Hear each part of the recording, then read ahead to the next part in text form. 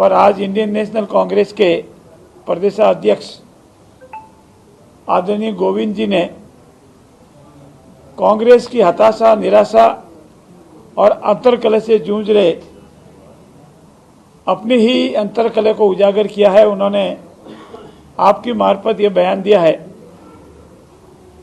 कि राजस्थान के यशस्वी मुख्यमंत्री, राजस्थान के भागीरथ, विकास की गंगा के पर्याय आदरणीय भजनलाल जी ने विधानसभा में जो आश्वासन दिया उसकी अवहेलना हो रही है और इस संबंध में हम विशेषाधिकार हनन का प्रस्ताव राजस्थान विधानसभा में लाएंगे। सबसे पहले मैं उनकी हताशा, निराशा, अंतर्कलह को समझ सकता हूं।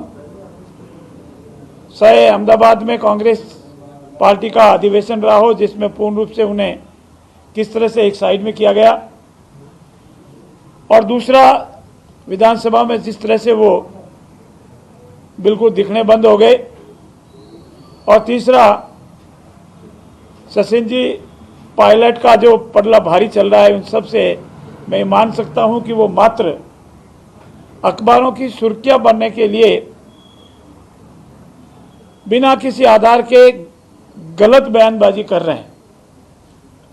विशेषाधिकार हनन कब लगता है, कैसे लगता है, मेरा मानना ऐसा है, पहला मेरा ये भ्रम था कि नहीं वो बहुत जानकार है, विधानसभा के कार्य और प्रणाली से पूर्ण रूप से परिचित है, लेकिन आज के उनसे बयान से लगता है कि वो इससे परिचित नहीं है।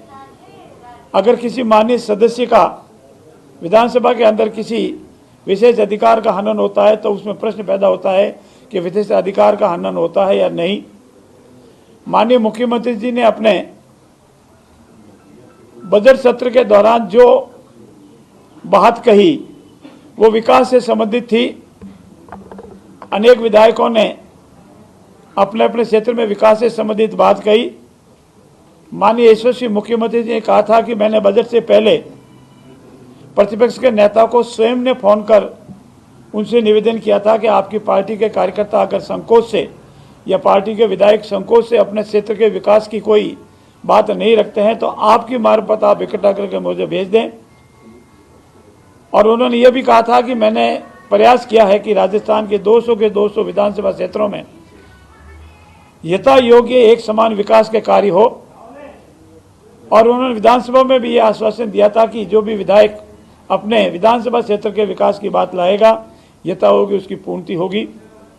उस समय पंचायत राज या निगमों के पुनर्गठन की न तो कोई बात थी, न कोई ऐसा विषय आया, और न माननीय मुख्यमंत्री जी इस संबंध में कोई वक्तव्य दिया।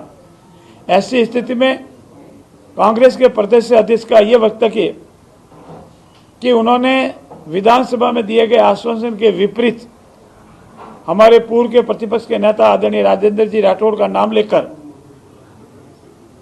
अन्य गलत आरोप लगाए, मिथ्या आरोप लगाए। मैं निवेदन कर रहा हूं आपकी मार, पूर्ण रूप से मिथ्या आरोप लगाए। यह प्रशासनिक व्यवस्था है, कानूनी व्यवस्था है।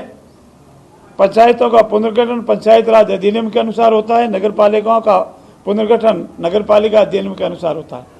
और यह पूर्ण रूप से प्रशासनिक इकाई है, वो करती है जिसमें विधायकों का, जनप्रतिनिधियों का मात्र सुझाव देने तक का रोल हो सकता है, जिसमें किसी भी पार्टी का कोई भी सदस्य हो अपना वेदना, परिवेदना संबंधित अधिकारी को दे सकता है। निर्णय कानून के अनुसार पूर्ण पारदर्शिता से प्रशासनिक इकाई लेती है।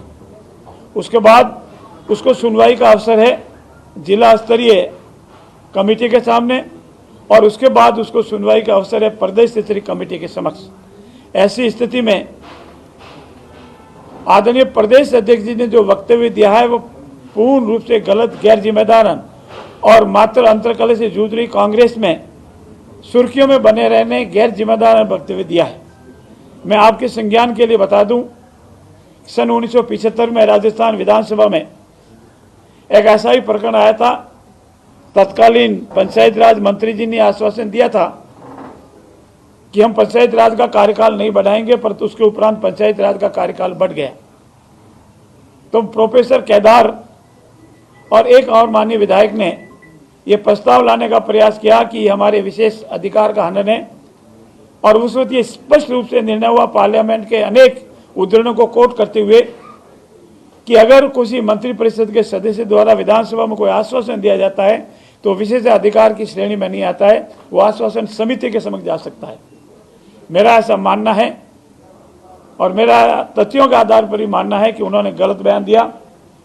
इतना ही नहीं, तथ्यों से परे जाकर के बिना किसी विषय वस्तु के अगर कोई बयान देता है तो मानना है कि वो गैर जिम्मेदाराना बयान है और उसके लिए उनको माफी मांगनी चाहिए।